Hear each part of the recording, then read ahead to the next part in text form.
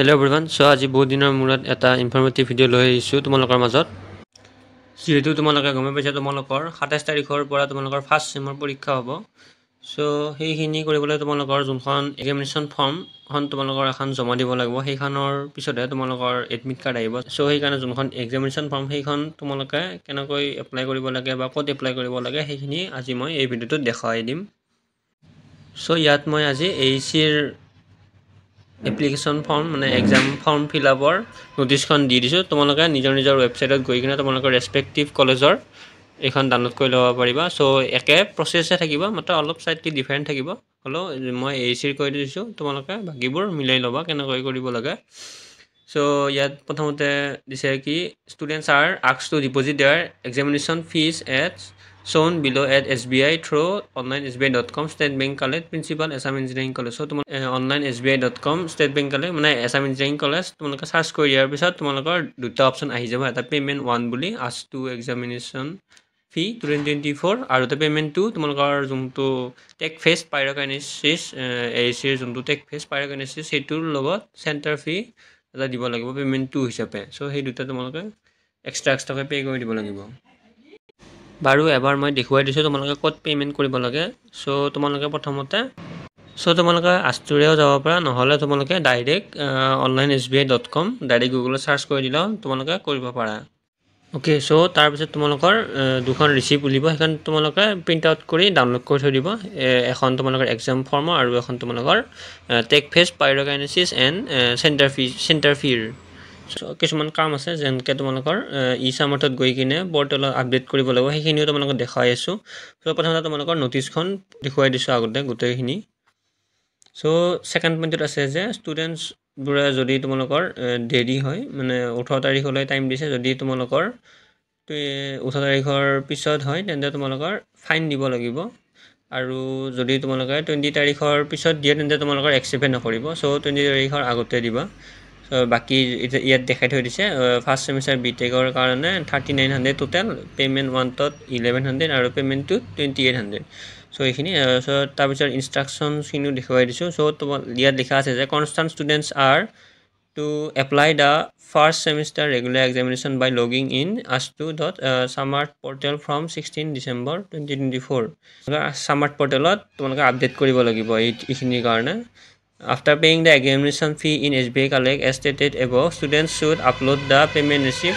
So ইয়াত payment receipt upload কৰিব লিখা আছে, কিন্তু যোনটো তোমালোকৰ সামাৰ্ট পৰ্টেলত মই দেখুৱাই আছোঁ সেইটোত তোমালোকৰ কোনো অপশ্যন নাই যে তোমালোকে পে'মেণ্ট ৰিচিপ্টটো আপলোড কৰাৰ কোনো অপশ্যন নাই। চ' তাত তোমালোকে অনলি ৰেফাৰেঞ্চ নাম্বাৰটো দি দিলেই হ'ল সামাৰ্ট পৰ্টেলত in PDF format and in the ask to Samart portal as fee receipt.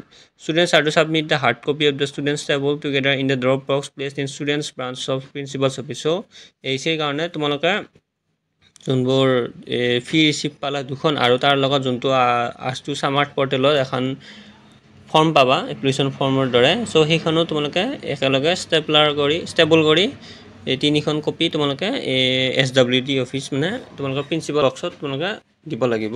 AECৰ কাৰণে বাকীবোৰৰ কলেজৰ কাৰণে বেলেগ নিয়ম হ'ব পাৰে, সেইটো তোমালোকৰ নিজা নটিছবোৰত চাই ল'বা। আৰু যোনবোৰ NC লাগিছে সেইসকলৰ কাৰণে তোমাৰ 1 rupees 1000 ফি লাগিব আৰু ফাইন লাগিব, আৰু লেট ছাবমিশ্যনৰ কাৰণে ₹300 ফাইন লাগিব। ড্ৰপ বক্সত ভৰোৱাৰ আগতে এটা তোমালোকক ষ্টাম্প কৰি দিব, সেইটোত তোমালোকৰ এটা চিৰিয়েল নাম্বাৰ থাকিব। চ' সেইখিনি তোমালোকে ফটো মাৰি ল'বা বা মনত ৰাখিলেও হ'ব, হ'লেও ফটো মাৰি ল'বা, সেইটো তোমালোকৰ পিছত জৰুৰী হ'ব। তোমালোকৰ যোন এডমিট কাৰ্ড উলিবতো, চ' এডমিট কাৰ্ডত তোমালোকৰ জৰুৰী হ'ব পাৰে। চ' সেইকাৰণে ফটো মাৰি ল'বা। লাষ্টত আছে যে মিয়াৰলি submitting the hard copy of examination form in SWD তোমালোকে এইখিনিতে কমপ্লিট হোৱা নাই, তোমালোকৰ আৰু কিছুমান আছে। চ' সেইখিনি তোমালোকে নিজা কলেজ ৱেবছাইটত চাই থাকিবা। চ' এতিয়া সামাৰ্ট পৰ্টেলত কেনেকৈ লগ ইন কৰিব লাগে সেইটো দেখুৱাই দিছোঁ। চ' তোমালোকে সামাৰ্ট পৰ্টেলত গৈ কিনে তোমালোকৰ এনৰলমেণ্ট নাম্বাৰ আৰু পাছপৰ্টটো দি কিনে তোমালোকে লগ ইন কৰিবা প্ৰথমতে। তাৰপিছত তোমালোকে ছাইটত দেখা পাই যাবা যে ৰেজিষ্ট্ৰেশ্যন বুলি। চ' তাত ক্লিক কৰি দিবা। তোমালোকে ক্লিক কৰাৰ পিছত তোমালোকৰ এটা অপশ্যন আহিব click here for examination form button. চ' তাত তোমালোকে ক্লিক কৰি দিবা, আৰু মই ভিডিঅ'ত দেখুৱাই আছোঁ, তোমালোকে এইটোও চাই ল'বা। চ' তাৰপিছত তোমালোকে students তাৰপিছত আছে যে কি students need to select first PWD status and then students need to click on check box for selecting the courses further will click on save button so ইয়াত তোমালোকক মই দেখুৱাই থৈ দিছো যোনটো ৰেড কালাৰ বক্সেৰে so ইয়াত তাত তোমালোকে ক্লিক কৰি কিনে তোমালোকৰ ষ্টেটাসটো চাই লবা তাৰ পিছত তোমালোকে save button ক্লিক কৰিবা তাৰ পিছত after clicking on save button students need to click on enter payment details and submit exam form so তোমালোকে পেমেন্ট ডিটেইলছ ক্লিক কৰিবা so তাৰ আগতে তোমালোকে তো পেমেন্ট কৰিবে so তোমালোকে ডাইৰেক্ট সেভ বাটন ক্লিক কৰি দিবা আৰু মই আগতেই কৈ থৈছো যে তোমালোকৰ এই যোনখন এই দুখন পেমেন্ট ৰিসিপ্টখন ইয়াতে সাবমিট কৰাৰ অপচন নাই so তোমালোকে কিয়নো enter details and submit exam form this page will be open in the free need to be submit so তোমালোকৰ যোনবোৰ কোৰ্সবোৰ তাত ইয়াত তোমালোকৰ গম পাই যাবা মানে সাবজেক্টছবোৰ কি তোমালোকে দিছিলা so এইবোৰ